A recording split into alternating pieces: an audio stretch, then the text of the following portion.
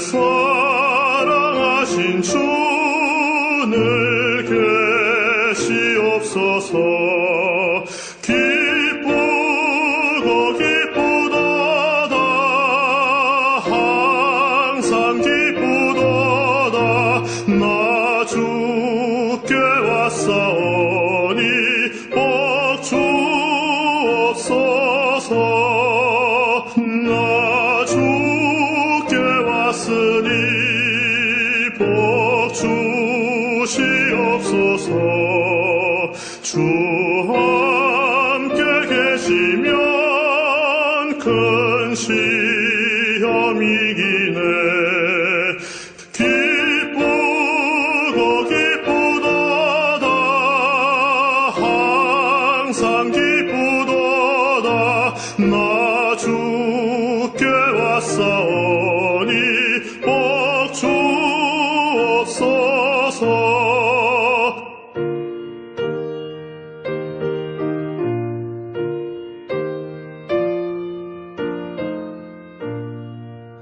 주 떠나가시면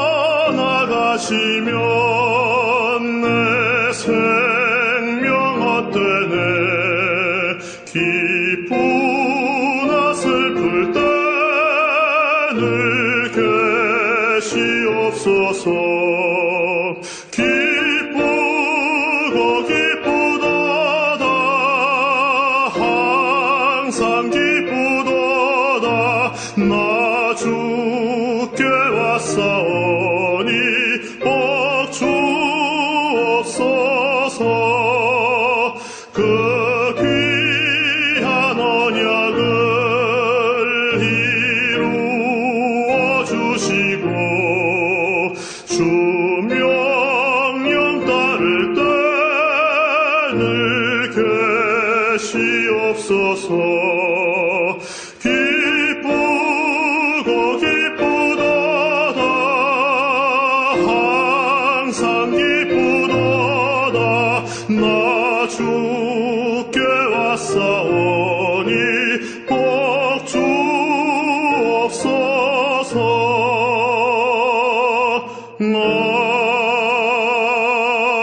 아멘.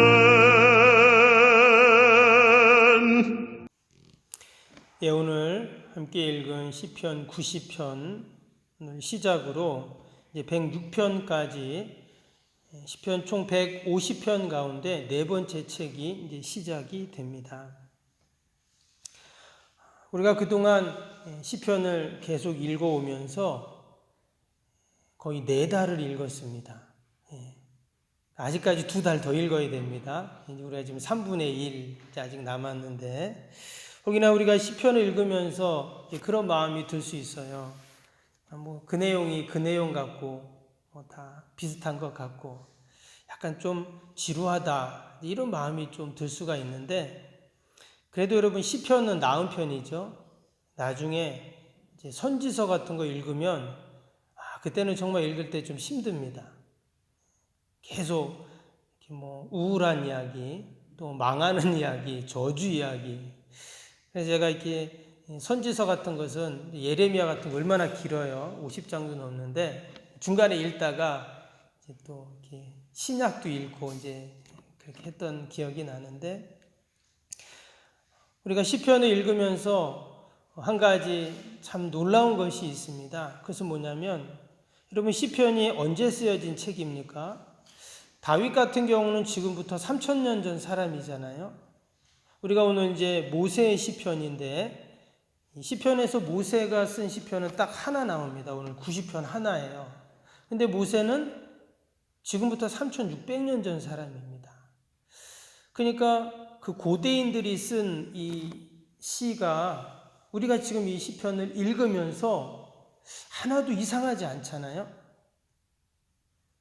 그 3000년 전 사람이 쓴 시를, 그 글을 우리가 지금 읽는데 마치 나의 고백 같고 또 나의 삶 같고 또 나의 신앙과 믿음의 이야기를 하는 것 같은, 어떻게 이것이 가능한가? 바로 이것이 이제 하나님의 현재성, 또 말씀의 현재성이라고 이렇게 이야기를 합니다. 그 옛날에 나하고는 전혀 상관없었던 그 고대인의 그 삶의 모습, 신앙이 지금 나와 똑같다는 거예요. 그러니까 하나님께서 바로 하나님의 현재성입니다.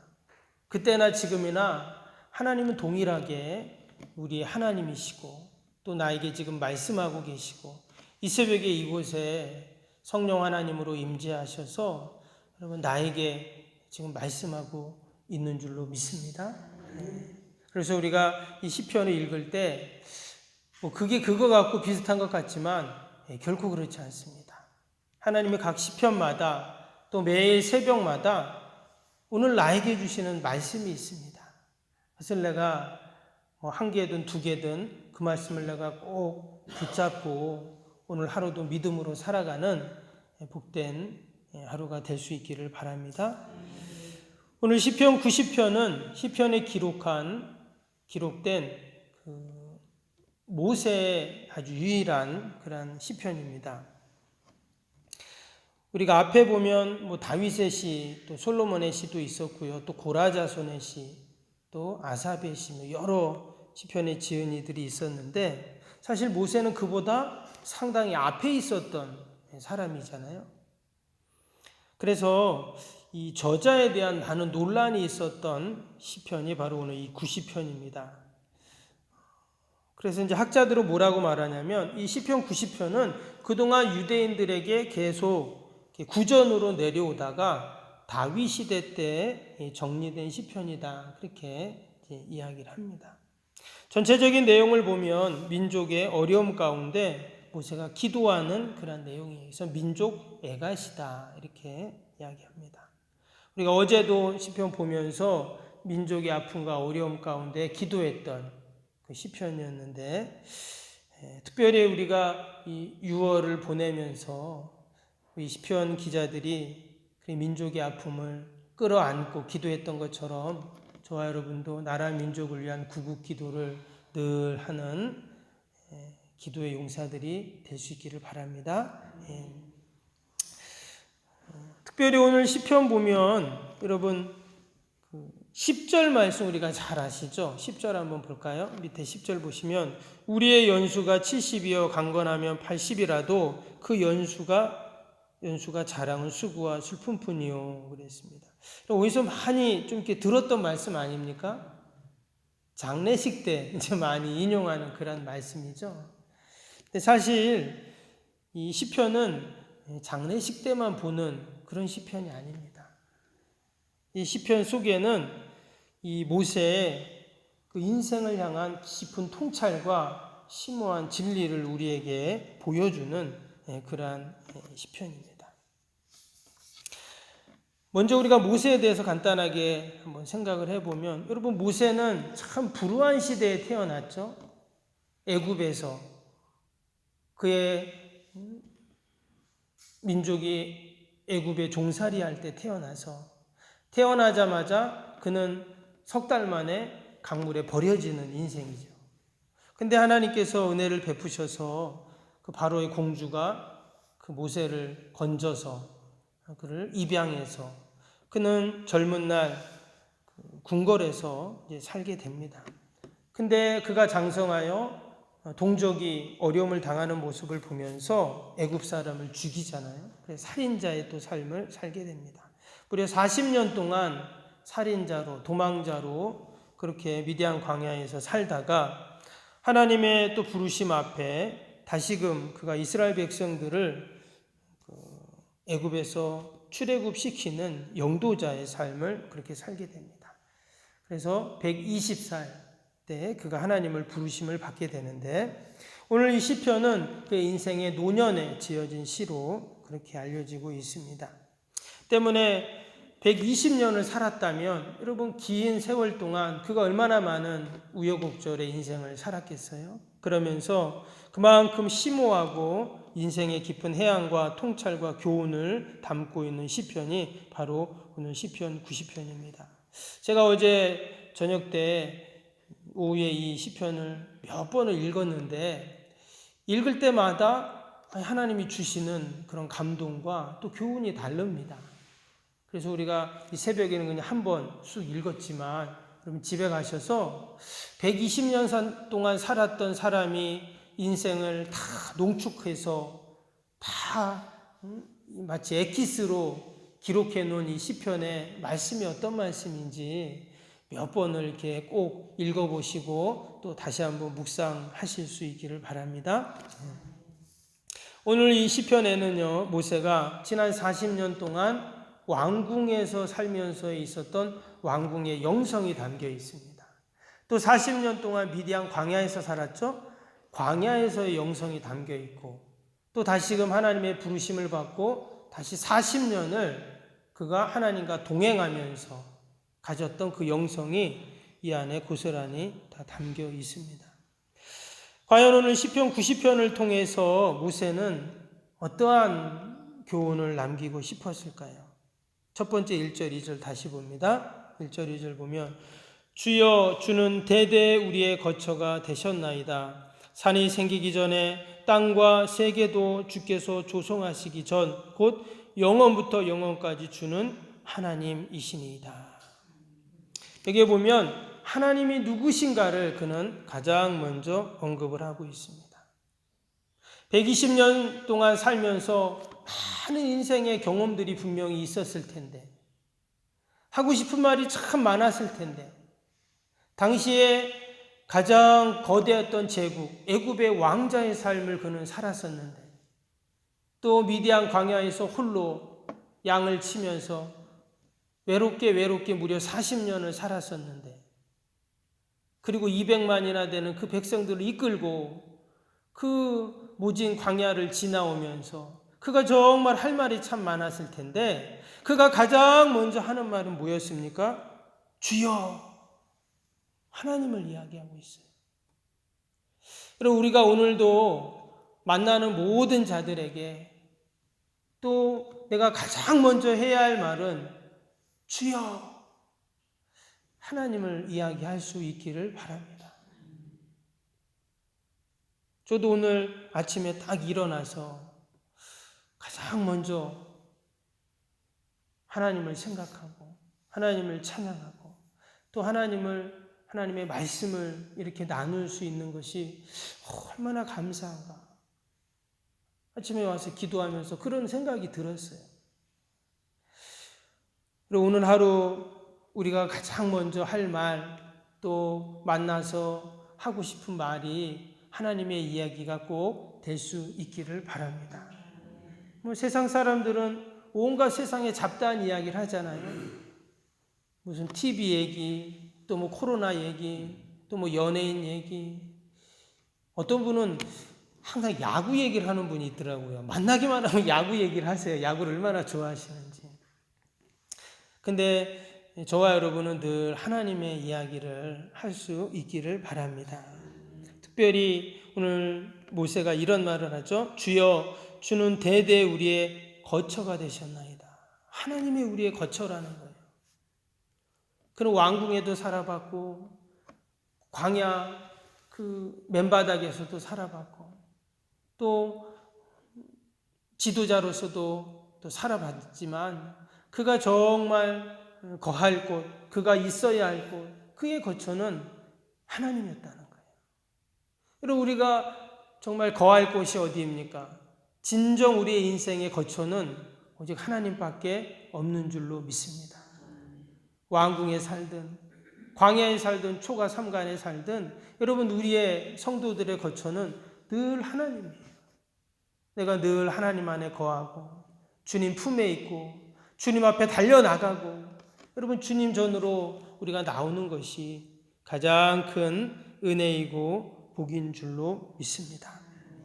모세가 이처럼 하나님을 거처로 여겼다 뿐만 아니라 뭐라고 했습니까? 산이 생기기 전 땅과 세계도 주께서 조성하시기 전 영원부터 영원까지 주는 하나님이십니다.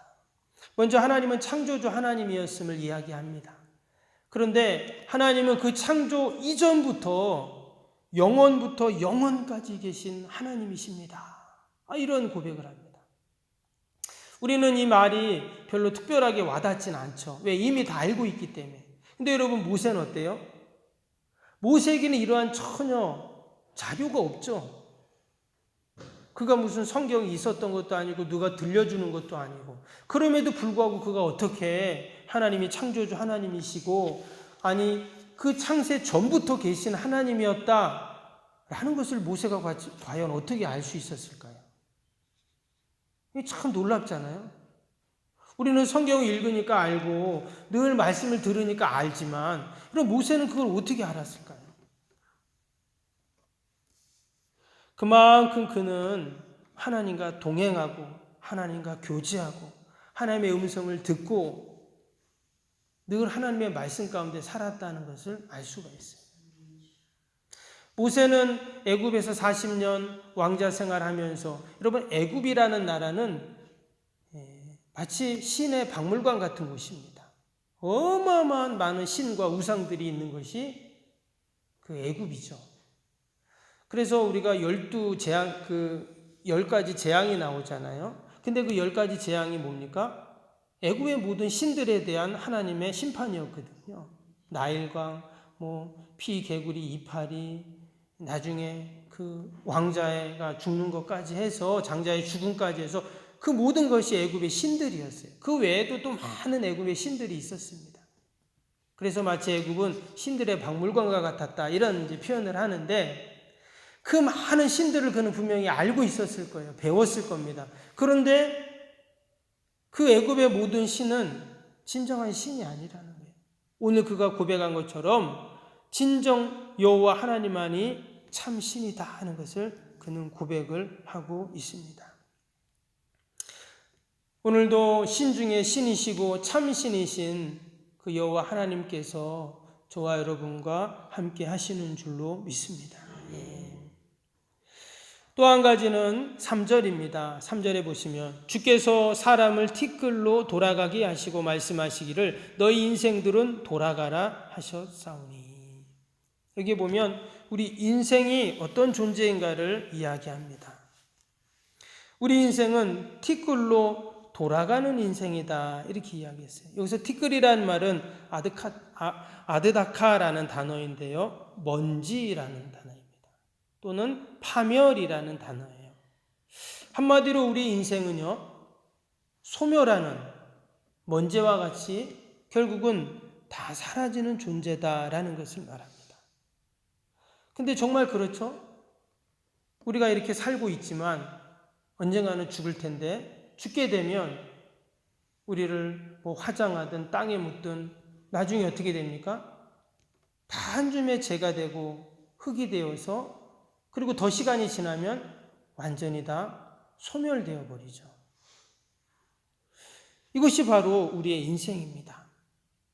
그런데 아무것도 없어지고 이렇게 소멸된다라고 생각을 하면 참 허무해요. 그렇죠? 그래서 마치 이 모세가 허무주의자인가 이런 생각을 할 수도 있습니다. 그러나 결국 그렇지 않죠. 그가 200만이 넘는 이스라엘 백성들을 출애굽시켜서 가나안 땅에 인도한 영도자입니다. 어마어마한 그 고난과 시련 속에서 그런 불굴의 의지로 백성들을 모아 그 과업을 성취한 위대한 리더였습니다.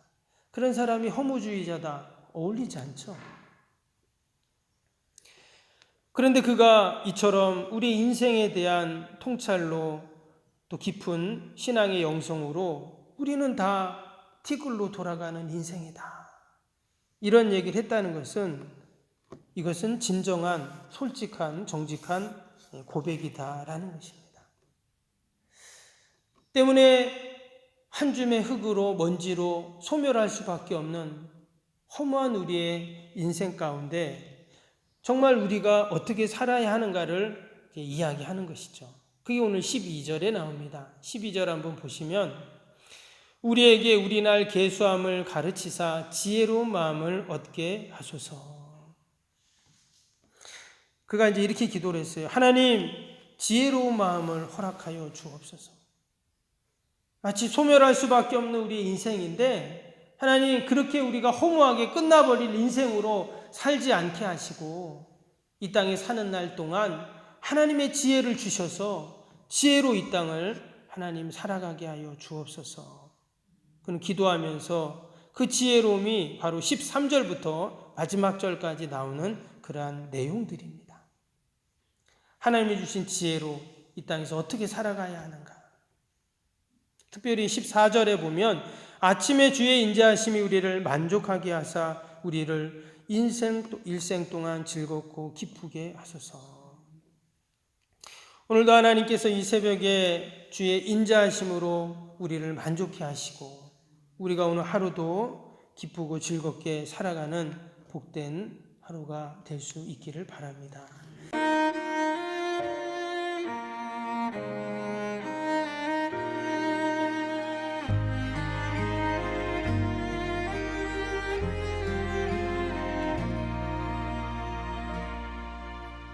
나는 하나님을 예배하는 예배자입니다. 내가 서 있는 곳 어디서나 하나님을 예배합니다. 나는 하나님을 예배하는 예배자입니다. 내가 서 있는 곳 어디서나 하나님을 예배합니다. 내 영혼 거룩한 은혜를 향하여 내 마음 완전한 하나님 향하여 이곳에서 바로 이 시간 하나님을 예배합니다.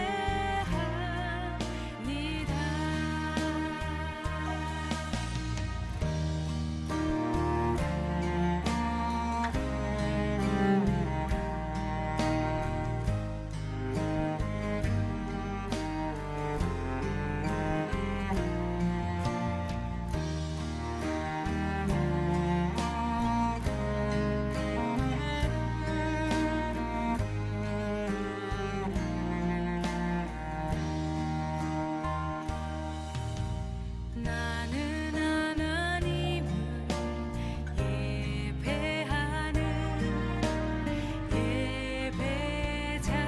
예배자입니다. 내가 서 있는 곳 어디서나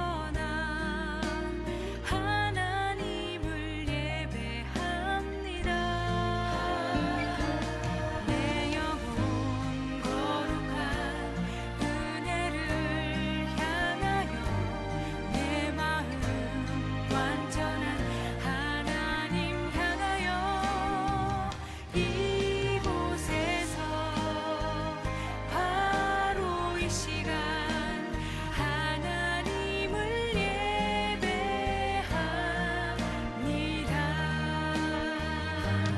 내 영혼 거룩한 은혜를 향하여 내 마음 완전한 하나님 향하여 이곳에서 바로 이 시간 하나님을 예배합니다. 내 영혼 거룩한 은혜를 향하여 내 마음 완전한 하나님 향하여 이곳에서 바로 이 시간 하나님을 예배합니다. 이곳에서 바로 이 시간